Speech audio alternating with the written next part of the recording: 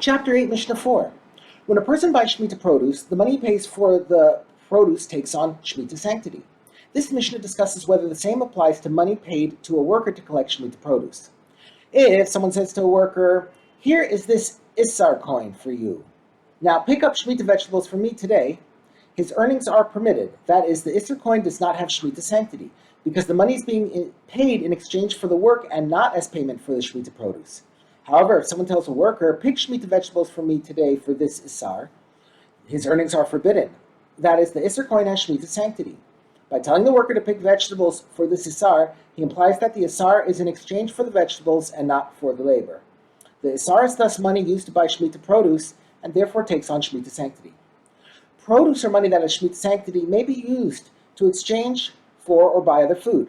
However, a person may not use Shemitah produce or money to pay a debt that he owes, even if the debt was incurred by buying food.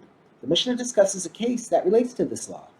If someone took a loaf of bread worth a punjan from a baker and said, "When I pick wild vegetables, I'll bring you some," it is permitted to give the baker these vegetables even though they are Shemitah produce. Although a person may not pay a debt with Shemitah produce, this customer does not intend to pay for the bread with vegetables. He meant to take the loaf as a gift and then bring some vegetables as a sign of appreciation.